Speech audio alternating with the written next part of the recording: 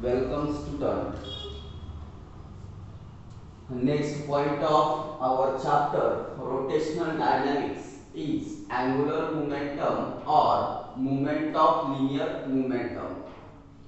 तर हा जो पॉइंट आहे point number 8 chapter rotational dynamics मधला अँग्युलर मोमेंटम और मोमेंट ऑफ लिनियर मोमेंटम.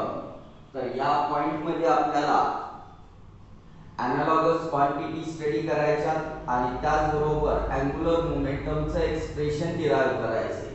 तर अँग्युलर मोमेंटमचं एक्सप्रेशन डिराइव करण्या अगोदर एनालॉगस क्वांटिटीज जसं की angular momentum in rotational motion is analogous with linear momentum in translational motion.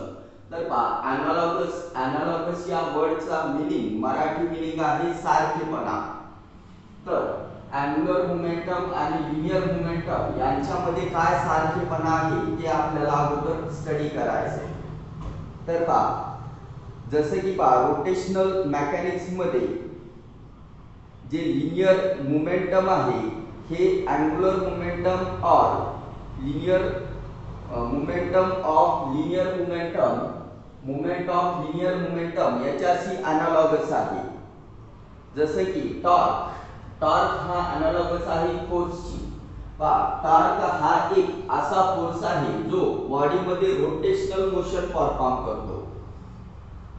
जेव्हा आपण टॉर्क अप्लाय करतो एखाद्या बॉडीवरती तर ती बॉडी अबाउट इटसेल्फ म्हणजे स्वतःभोवती फिरायला लागते म्हणजे रोटेशनल मोशन परफॉर्म करते. आणि फोर्स जर आपण अप्लाय केला युनिडायरेक्शनल और अनबॅलन्स्ड फोर्स तर त्या बॉडीचं ट्रान्सलेशनल मोशन होतं. तर पहा समजा आपल्याला असा क्वेश्चन विचारला explain analogous of angular momentum in rotational motion to linear momentum in translational motion. तर याला एक्सप्लेन करण्यासाठी आपल्याला कोणते कोणते पॉइंट्स एक्सप्लेन करावे लागतील. तर पहिला पॉइंट पहा the quantity in rotational mechanics analogous to linear momentum is angular momentum और मोमेंट ऑफ लिनियर मोमेंटम. तर रोटेशनल मेकॅनिक्स मध्ये जी क्वांटिटी लिनियर मोमेंटम जी आहे तर लिनियर मोमेंटम ची एनालॉगस असणारी क्वांटिटी आहे अँग्युलर मोमेंटम और moment of linear momentum. This quantity is similar to the torque being moment of a force. आता यामध्ये पहा जसं की इन्स्टंटेनियस लिनियर मोमेंटम आपण वेक्टर p ने डिनोट केलं. इन्स्टंटेनियस लिनियर मोमेंटम पहा याला आपण म्हणू linear momentum. at that instance angular momentum vector L is given by vector L म्हणजे प्रोडक्ट आहे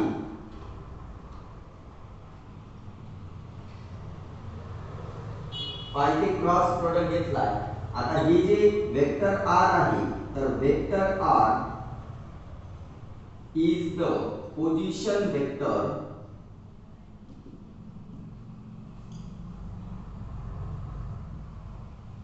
of particle from axis of rotation. तर इथे वेक्टर R हे पोझिशन वेक्टर आहे पार्टिकलचं from the axis of rotation. तर इथे पहा vector R cross product with vector P. Vector P म्हणजे लिनियर मोमेंटम. तर लक्षात ठेवा if vector P is the instantaneous linear momentum of a particle undertaking circular motion, its angular momentum at that instance is given by vector L is equal to vector R cross product with vector P, where vector R is the position vector of particle from the axis of rotation. आता मॅग्निट्यूडच्या form मध्ये जर विचार केला आपण तर it is the product of linear momentum and its perpendicular distance from the axis of rotation. तर magnitude form मध्ये आपण याला लिहू शकतो L is equal to R multiply by P sine theta. पाहता इथे साइन थीटा का घेतलाय तर त्याचं कारण आहे की आपण क्रॉस प्रोडक्ट घ्यायचो.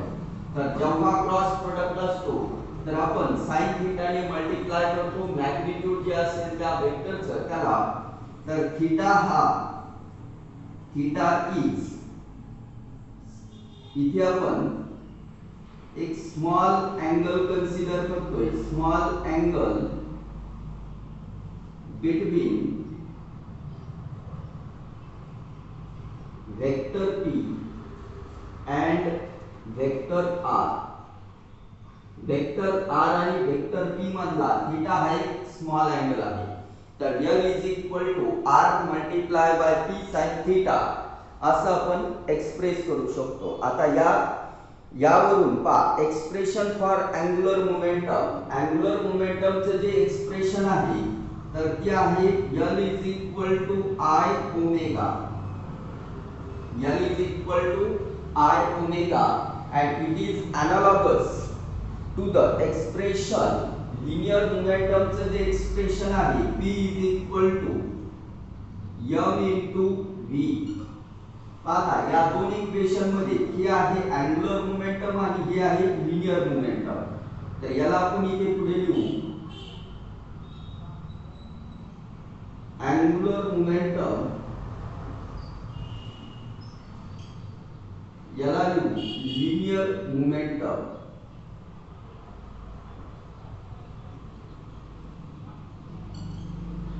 आता इथे लक्षात ठेवा L ने डिनोट केलंय अँगुलर मोमेंटम आणि P ने डिनोट करतोय लिनियर मोमेंटम.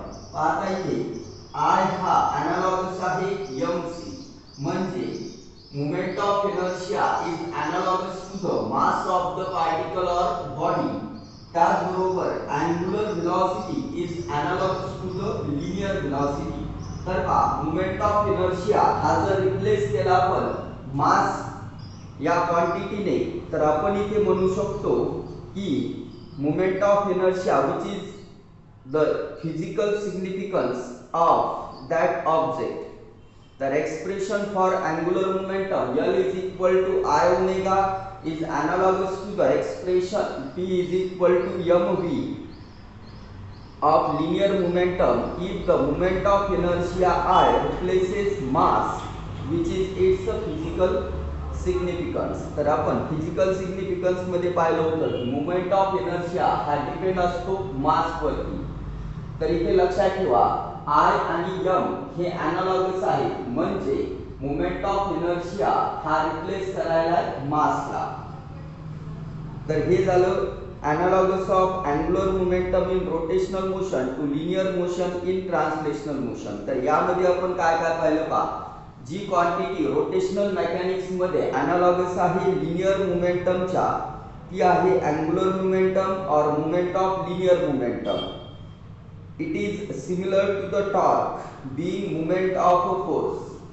तर ही क्वांटिटी टॉर्क सारखीच सिमिलर आहे जी की आपण टॉर्क हा फोर्सची एनालॉगस आहे असं कन्सिडर करतो.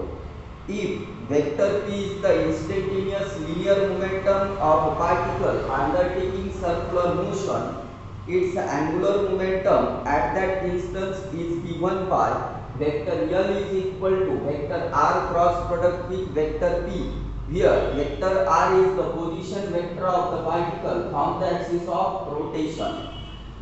तर vector L is equal to vector R cross product with vector P हे वेक्टर फॉर्म मध्ये झालं. आता मॅग्निट्यूड फॉर्म मध्ये जर घेतला आपण तर L is equal to R multiply by P sin theta किंवा यालाच आपण असं पण लिहू शकतो P multiply by R sin theta. sin theta इथे मल्टिप्लाय मध्ये घेतलं याचं कारण आहे की आपण क्रॉस प्रोडक्ट घेतोय. वेक्टरचा क्रॉस प्रोडक्ट घेते वेळेस मॅग्निट्यूड फॉर्म मध्ये जेव्हा आपण लिहितो तर sin थीटाने त्याला मल्टिप्लाय करतो. Here theta is the smaller angle between the directions of vector p and vector r, vector p आणि वेक्टर r या दोन वेक्टरच्या डायरेक्शनच्या बिटवीन असणारा जो स्मॉल अँगल आहे तो थीटाने डिनोट केलेला आहे.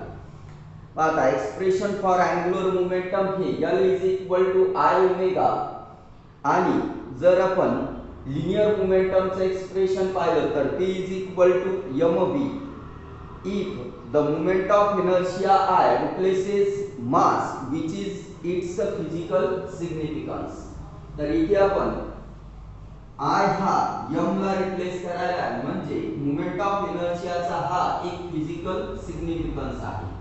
तर हा झाला क्वेश्चन एनालॉगस क्वांटिटीचा, ज्यामध्ये आपण अँग्युलर मोमेंटम आणि लिनियर मोमेंटम या एनालॉगस कशा आहेत हे पाहिले.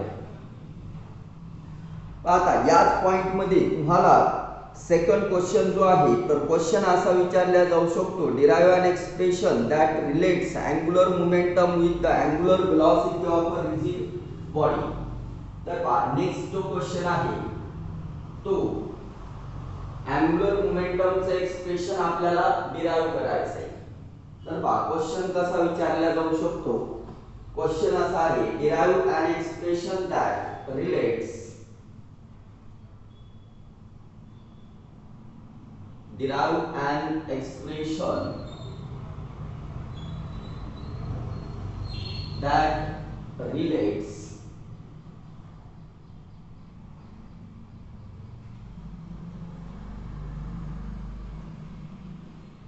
angular momentum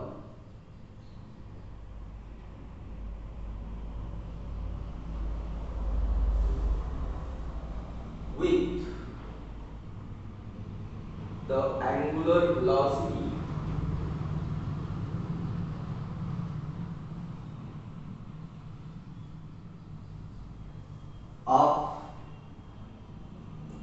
of a rigid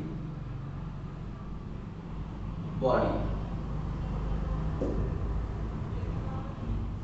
तर आता या क्वेश्चन मध्ये आपल्याला एक्सप्रेशन डिराइव करायचं सांगितलंय which relates angular momentum with the angular velocity of rigid body. म्हणजे अँग्युलर मोमेंटमचं अँग्युलर वेलोसिटी सोबत रिलेशन काय आहे ते आपल्याला डिराइव करायचं. तर अगोदर आपण एक रिजिड बॉडी कन्सिडर करू. आता महत्त्वाचा कन्सेप्ट इथे एक लक्षात ठेवा, जेव्हा आपण एखादी रिजिड बॉडी त्या बॉडीचं रोटेशनल मोशन परफॉर्म करतो, तर त्या बॉडीवरती असणारे जे पार्टिकल्स आहेत तर ते particles uniform circular motion perform करतात with constant angular velocity omega. समजा ही एक बॉडी आहे आणि हा एक ऍक्सिस ऑफ रोटेशन कन्सिडर केला आपण. या ऍक्सिसच्या अबाउट आपण या बॉडीला रोटेट करायला with constant angular velocity omega. आता ही बॉडी स्मॉल पार्टिकल्स पासून बनलेली आहे, तर ते पार्टिकल्स आपण कन्सिडर करू. समजा हा एक पार्टिकल आहे ज्याचं मास m1 आहे, दुसरा पार्टिकल ज्याचं मास m2 आहे, तिसरा पार्टिकल ज्याचं मास m3 आहे, आणि असंच nth पार्टिकल ज्याचं मास m आहे. तर हे झाले पार्टिकल्स. आता यांचे ऍक्सिस ऑफ रोटेशन पासूनचे परपेंडिक्युलर डिस्टन्स m1 या पार्टिकलचं perpendicular distance from the axis of rotation r1, m2 चं r2, m3 चं r3 आणि nth पार्टिकलचं distance from the axis of rotation rn. तर हे आपण इथे डिनोट केलं. जेव्हा आपण या रिजिड बॉडीला रोटेशनल मोशन परफॉर्म करायला लावतो, तर हे जे पार्टिकल्स आहेत हे पार्टिकल्स सर्क्युलर मोशन परफॉर्म करतात. जेव्हा ते सर्क्युलर मोशन परफॉर्म करतात तर त्यांची वेलोसिटी ही कॉन्स्टंट असते. वेलोसिटी कॉन्स्टंट असल्यामुळे मग इथे पार्टिकल्स हे अँग्युलर वेलोसिटी ही कॉन्स्टंट आहे, परंतु त्यांची लिनियर वेलोसिटी ही डिफरंट आहे. अँग्युलर वेलोसिटी कॉन्स्टंट आहे, लिनियर वेलोसिटी डिफरंट आहे. म्हणजे v1 इज इक्वल टू पहिल्या पार्टिकल साठी आपण पाहिलेला आहे v is equal to r omega.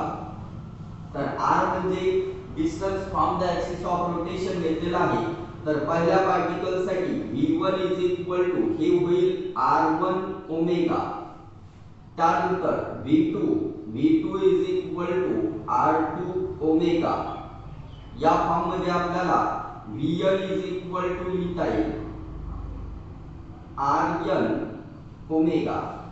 तर हे जे पार्टिकल्स आहे हे पार्टिकल्स सर्क्युलर मोशन परफॉर्म करतात विथ कॉन्स्टंट अँगुलर वेलोसिटी.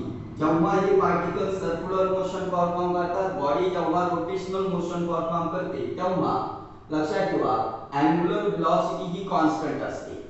तर आता आपल्याला अँगुलर मोमेंटमचं एक्सप्रेशन डिराइव करायचे, ज्यामध्ये रिलेशनला एक्सप्रेस करायचे अँगुलर मोमेंटमच्या विथ अँगुलर वेलोसिटी सोबत.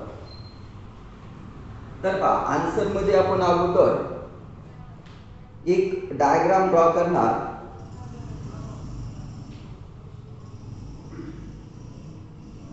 आन्सर मध्ये एक रिजिड बॉडी और ऑब्जेक्ट कन्सिडर करायचा आहे.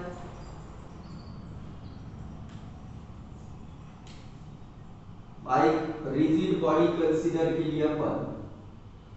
ही एक रिजिड बॉडी आहे.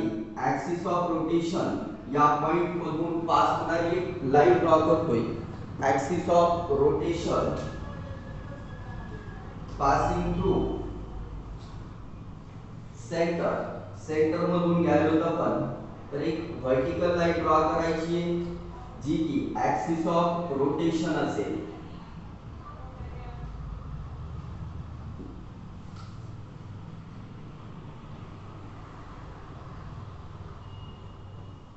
With constant angular velocity omega. पहा ही जी बॉडी आहे विथ कॉन्स्टंट अँगुलर वेलोसिटी ओमेगाच्या स्पीडने रोटेट होते. आता या बॉडीवरती आपल्याला नंबर ऑफ पार्टिकल्स कन्सिडर करायचे. पहा समजा हा एक पार्टिकल आहे. ही body capital N number of particles पासून बनलेली आहे. Consist of capital N number of particles. तर पहिला पार्टिकल ज्याचं मास m1, दुसरा पार्टिकल ज्याचं मास m2, तिसरा पार्टिकल ज्याचं मास m3, असंच nth पार्टिकल जर घेतला आपण तर त्याचं मास m सफिक्स n. तर हे झाले मास ऑफ पार्टिकल. आता या पार्टिकल्सचे ऍक्सिस ऑफ रोटेशन पासूनचे परपेंडिक्युलर डिस्टन्स पहा. इथे आपण परपेंडिक्युलर डिस्टन्स ऍक्सिस पासून दाखवतोय.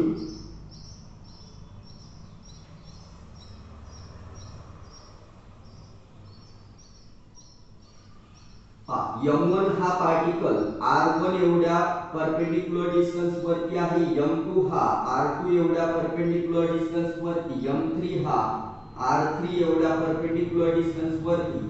तर m सफिक्स n म्हणजे nth पार्टिकल हा r सफिक्स n एवढ्या डिस्टन्स वरती आहे ऍक्सिस ऑफ रोटेशन पासून.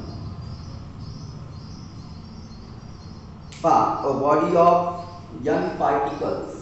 तर या फिगरला नाव देऊ आपण अ बॉडी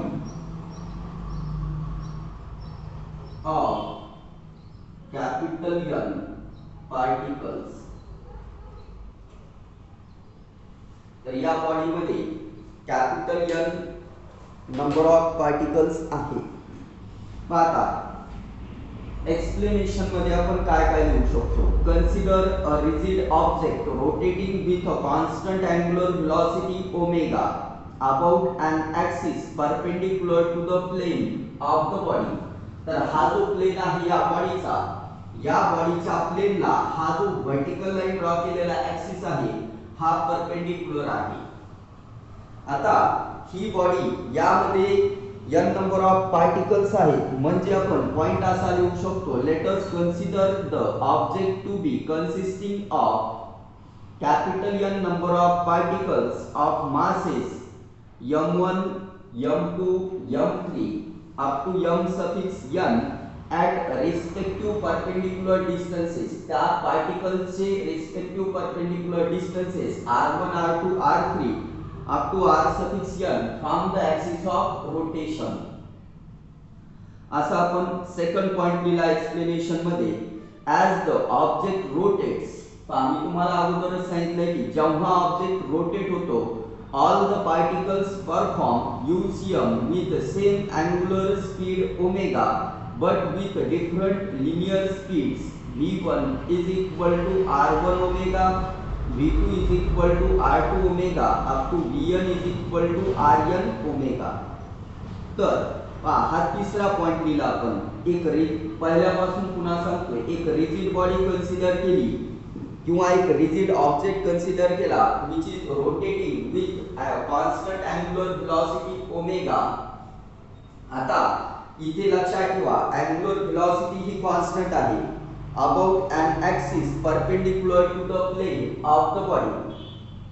axis हा बॉडीच्या प्लेनला परपेंडिक्युलर आहे.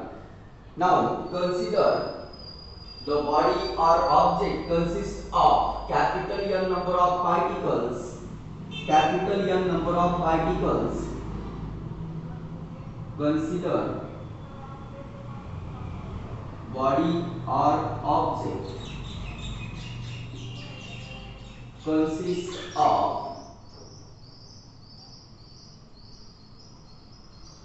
capital N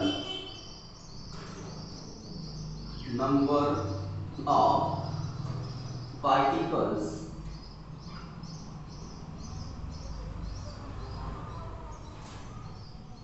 of masses m1, m2, m3 up to m suffix n. तर हे झाले मासेस, मास कन्सिडर केले. त्यानंतर at respective perpendicular distances, at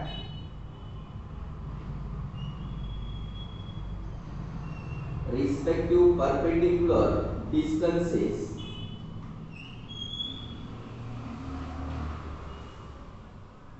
r1, r2, r3 up to r suffix n from the axis of rotation. तर आपण अगोदर हे जे पार्टिकल्स आहेत तर यांचे मास कन्सिडर केले, n पार्टिकल्स आहेत म्हणून n number of masses consider केले आणि त्यांचे respective perpendicular distances from axis of rotation हे कन्सिडर केले r1, r2, r3 up to r suffix n from axis of rotation. Axis of rotation पासूनचे हे डिस्टन्सेस आहेत. पाहता जेव्हा ऑब्जेक्ट हा रोटेट होतो किंवा बॉडी रोटेट होते, जेव्हा ही बॉडी रोटेट होते तर all the particles of the body perform uniform circular motion. तर हे जे पार्टिकल्स आहेत हे युनिफॉर्म सर्क्युलर मोशन परफॉर्म करतात with constant angular velocity omega. तर इथे आपण लिहू शकतो all the particles of the body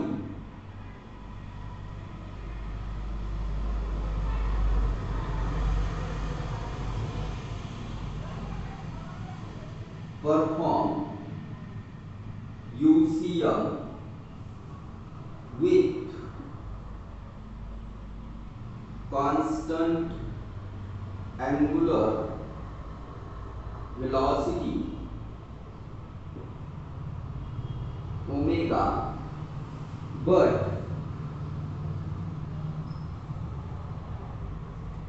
with different linear velocities. The different linear velocities are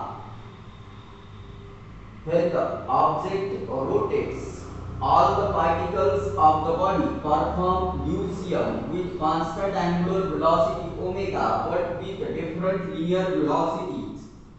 V1 is equal to R1 omega, V2 is equal to R2 omega, V3 is equal to R3 omega.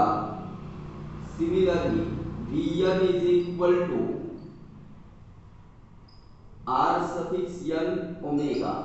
तर पहा ही आपण relation circular motion हा जो chapter आहे त्यामध्ये पाहिलं होतं relation between linear velocity and angular velocity. तर ते रिलेशन जनरली आपण लिहितो v is equal to r omega. तर फर्स्ट पार्टिकल साठी velocity v1, perpendicular distance r1, constant angular velocity omega. v2 second particle साठी याच्यासारखंच v2 is equal to r2 omega. v3 साठी v3 is equal to r3 omega. तसं vn is equal to rn omega. असं आपण linear velocities ला express करू शकतो. आता direction of individual velocities v1 v2 v3 ज्या आहेत तर त्या अलोंग द टँजंट असतात पार्टिकलच्या. तर इथे पहा डायग्राम मध्ये दाखवू direction of velocity of particle first v1, त्यानंतर डायरेक्शन v2, डायरेक्शन v3 असंच vn. तर डायरेक्शन ऑफ लिनियर व्हेलॉसिटी जी आहे तर ती अलोंग द टँजंट दाखवली आहे. Tangent to the respective tracks. जे ट्रॅक्स आहेत त्या पार्टिकलचे तर त्यांच्या ट्रॅक म्हणजे सर्कल, त्याला आपण म्हणू शकतो सर्कल कारण हे सर्क्युलर मोशन परफॉर्म करतात पार्टिकल्स. तर तिथे टँजंट्स आहेत. आता linear momentum of the first particle, linear momentum जर फाइंड करायचं असेल आपल्याला तर त्यासाठी पहा now linear momentum of first particle is P1 is equal to m1 v1. पाहता इथे P1 is equal to m1 v1 दिले, परंतु P1 आहे r1 ओमेगा म्हणजेच P1 ला लिहिता येईल आपल्याला m1 r1 omega. Similarly P2 is equal to m2 r2 omega. Second particle साठी झालं. हे झालं फर्स्ट पार्टिकलचं linear momentum. Similarly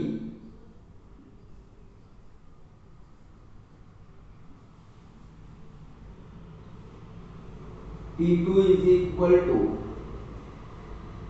m2 r2 omega.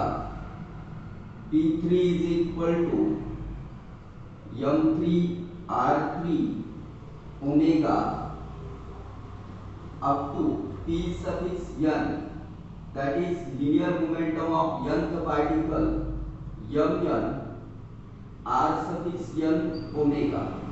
तर हे झाले लिनियर मोमेंटम पार्टिकल्सचे, जे पार्टिकल्स आपण बॉडीवरती कन्सिडर केले.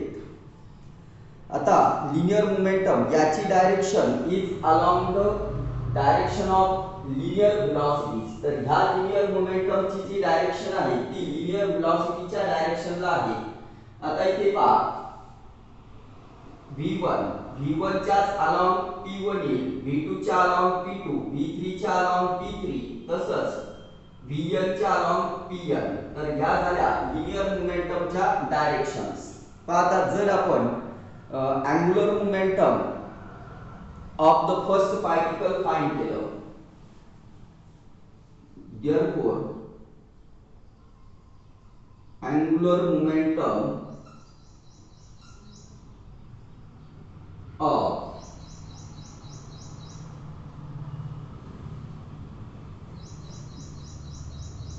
first particle is L1 is equal to P1 R1. L1 is equal to P1 R1, परंतु P1 आहे m1 R1 omega. m1 R1 omega into R1. तर यालाच आपण लिहू शकतो m1 r1 स्क्वेअर ओमेगा. तर हे झालं angular momentum of first particle L1 is equal to m1 r1 square omega. Similarly, for second particle L2 is equal to m2 r2 square omega. Third particle's angular momentum L3 is equal to m3 r3 square omega. Similarly, for nth particle's angular momentum m suffix n r suffix n square omega. तर हे झाले angular momentum of each particle on the body. पाहता, for a rigid body with fixed axis of rotation, all these angular momenta are directed along the axis of rotation. या सर्व angular momentumचं direction हे axis of rotationच्या along असतं आणि ती आपल्याला find करायचं असेल डायरेक्शन ऑफ angular momentum तर त्यासाठी आपण right hand thumb rule use करू शकतो. जसं की राइट हँड थंब रूल पाहिला आपण, जर ऍक्सिस ऑफ रोटेशन हे जर अँटी क्लॉकवाईज असेल तर अँगुलर मोमेंटम हे अपवर्डला दाखवता येईल आणि ऍक्सिस ऑफ रोटेशन किंवा बॉडीचं रोटेशन हे क्लॉकवाईज होत असेल तर अँगुलर मोमेंटम हे डाऊनवर्डला येईल. तर राइट हँड थंब रूलचा वापर करून आपण अँगुलर मोमेंटम फाइंड करू शकतो. आता all of them have the same directions, म्हणजे अँगुलर मोमेंटमच्या डायरेक्शन्स सेम आहेत तर त्यांचं मॅग्निट्यूड अल्जेब्रिकली आपण ऍड करू शकतो. तर magnitude of angular momentum of body, आता बॉडीचं जर अँगुलर मोमेंटम फाइंड करायचं असेल तर पहा magnitude of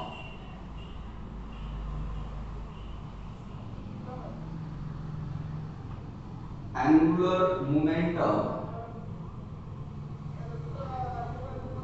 of body is L is equal to L1 plus L2 plus L3 plus up to plus L suffix n. पाहता इथे जर आपण L1 ला पुट केलं m1 r1 square omega, m1 r1 square omega plus L2 ला put करता येईल m2 r2 square omega plus L3 ला पुट करता येईल आपल्याला m3 r3 square omega plus up to plus m suffix n r suffix n square omega. तर हे झालं मॅग्निट्यूड. आता या इक्वेशन मध्ये पहा कॉमन टर्म आहे एक आणि ती आहे अँगुलर व्हेलॉसिटी ओमेगा. तर L इज इक्वल टू आपण याला लिहू शकतो m1 r1 square plus m2 r2 square plus m3 r3 square plus up to plus bracket मध्ये m suffix n r suffix n square. आता कॉमन काय घेतलेला आहे पहा, इथून ओमेगा ओमेगा ओमेगा ओमेगा म्हणजे ओमेगा हा कॉमन घेतला. पहा इथे m1 r1 square plus m2 r2 square plus m3 r3 square up to plus mn rn square हा फॉर्म्युला आपण पाहिला होता मोमेंट ऑफ इनर्शिया साठी. तर L इज इक्वल टू आपण लिहू शकतो I इंटू ओमेगा. तर L is equal to I omega असं आपल्याला अँगुलर मोमेंटमचं एक्सप्रेशन भेटलं. पाहिजे वियर मध्ये लिहू where I is equal to m1 r1 square plus m2 r2 square plus m3 r3 square plus up to plus m suffix n r suffix n square. तर हे झालं मोमेंट ऑफ इनर्शिया. आता आपल्याला इथे question मध्ये विचारले की expression derive करायचे अँगुलर मोमेंटमचं with angular velocity of rigid body. तर रिलेशन आपल्याला असं लिहिता येईल L is directly proportional to omega. म्हणजे याचा मीनिंग झाला angular momentum of rigid body, angular momentum of rigid body is directly proportional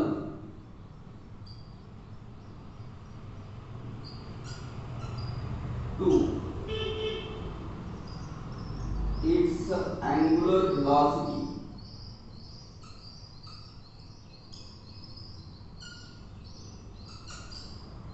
तर रिजिड बॉडीचं जे अँगुलर मोमेंटम आहे हे डायरेक्टली प्रोपोर्शनल आहे अँगुलर वेलोसिटीच्या. आता इथे लक्षात ठेवा ओमेगा जर कॉन्स्टंट असेल तर rate of change of angular momentum हे कॉन्स्टंट येणार. तर ते आपल्याला पुढे एका पॉइंट मध्ये पाहिजे कॉन्झर्वेशन ऑफ अँगुलर मोमेंटमच्या. तर हा जो 8वा पॉइंट आहे हा 8वा पॉइंट इथे कंप्लीट होतो. या पॉइंट मध्ये आपण काय काय स्टडी केलंय पहा. Analogous of angular momentum in rotational motion to linear momentum in rotational motion, translational motion हा एक कन्सेप्ट पाहिला. आणि दुसरा कन्सेप्ट पाहिला derivation for angular momentum. Angular मोमेंटमचं एक्सप्रेशन डिराइव्ह केलं. तर अँगुलर मोमेंटमचं एक्सप्रेशन डिराइव्ह करण्यासाठी स्टेप्स लक्षात ठेवा. अगोदर डायग्राम ड्रॉ करायची. ज्या डायग्राम मध्ये एक बॉडी कन्सिडर करायची ज्या बॉडीमध्ये n नंबर ऑफ पार्टिकल्स आहेत. त्यानंतर एक्सप्लेनेशन मध्ये एक रिजिड ऑब्जेक्ट कन्सिडर केला which is rotating with constant angular velocity omega about an axis of rotation which is perpendicular to the plane of the body. Now consider this body consisting of capital N number of particles of masses. त्यांचे masses particles masses m1 m2 m3 up to m suffix n at respective perpendicular distances r1 r2 up to r suffix n असं आपण इथे consider करतोय from the axis of rotation. As the object rotate किंवा जेव्हा ती body rotate होते all the particles perform UCM याचा meaning uniform circular motion with same और constant angular speed omega but with different linear speeds. Linear speed किंवा linear velocities त्यांच्या different आहेत. v1 r1 omega, v2 r2 omega, असंच vn rn omega इथपर्यंत आपण consider केलं. त्यानंतर या ज्या वेलोसिटीज आहेत तर यांच्या डायरेक्शन अलोंग द टँजंट आहे त्या पार्टिकल्सच्या सर्क्युलर मोशनला टँजंट आहे. आता linear momentum of the first particle जर फाइंड करायचं असेल आपल्याला तर आपण generally linear momentum p mv use करतो. फर्स्ट पार्टिकलचा आहे म्हणून p1 m1 v1. परंतु v1 आहे r1 ओमेगा तर v1 आपल्याला भेटेल m1 r1 ओमेगा. सिमिलरली असंच आपण सेकंड पार्टिकल साठी जर लिहिलं तर p2 m2 r2 omega, p3 m3 r3 omega असं आपण लिहू शकतो. आता या ज्या लिनियर मोमेंटम आहेत तर यांचे direction along the direction of linear velocities असतात. It's angular momentum. आता फर्स्ट पार्टिकलचं जर अँगुलर मोमेंटम फाइंड करायचं असेल तर L1 P1 R1 येईल. तर P1 म्हणजे आपल्याला पुट करायचं m1 r1 ओमेगा. तर आपल्याला फायनली आपल्याला L1 भेटल m1 r1 square omega. Similarly आता सेकंड पार्टिकल साठी L2 m2 r2 square omega, L3 m3 r3 square omega. Similarly up to for nth particle Ln mn rn square omega. तर हे linear angular momentum भेटले आपल्याला n number of पार्टिकल्सचे जे particles त्या body मध्ये consist झालेले आहेत. For a rigid body with a fixed axis of rotation, all these angular momenta are directed along the axis of rotation. म्हणजे या सर्व angular momentumचं direction along the axis of rotation आहे आणि त्यांचं डायरेक्शन आपल्याला अपवर्डला आहे का डाऊनवर्डला हे फाइंड करण्यासाठी आपण right hand thumb rule use करू शकतो. As all of them have the same direction, त्या angular momentum सर्वांची डायरेक्शन सेम असल्यामुळे there magnitudes can be algebraically added, म्हणजे त्यांचे मॅग्निट्यूड्स आपण अल्जेब्रिकली ॲड करू शकतो. तर magnitude of angular momentum of body is given by, त्याला फाइंड करण्यासाठी L is equal to L1 plus L2 plus L3 plus up to plus Ln. L is equal to आपल्याला भेटेल M1R1 square omega plus M2R2 square omega plus up to plus Mn square omega. आता जर आपण इथे omega जर common घेतला तर brackets मध्ये आपल्याला भेटेल M1R1 square plus M2R2 square plus M3R3 square plus up to plus Mn square into omega. आता इथे I इज इक्वल टू, जसे की पहा मोमेंट ऑफ इनर्शियाच्या डेफिनेशन नुसार आपण इथे mass of the particle and square of the perpendicular distance असा concept आलाय, म्हणून I is equal to consider करू शकतो M1R1 square plus M2R2 square plus up to plus Mn square. म्हणजे L इज इक्वल टू आपल्याला भेटतं I omega. तर L is equal to I omega. This is the expression for L is equal to I omega. This is the expression for angular momentum. यालाच आपण angular momentum चा expression म्हणतो. आता आपल्याला express करायचं होतं relates angular momentum with angular velocity, म्हणून relation लिहिलं L is directly proportional to omega where I is constant. Moment of inertia जेव्हा कॉन्स्टंट असेल त्यावेळेस L is directly proportional to omega. असं आपल्याला रिलेशन फाइंड करता येईल. तर हा झाला 8वा पॉइंट या चॅप्टरचा.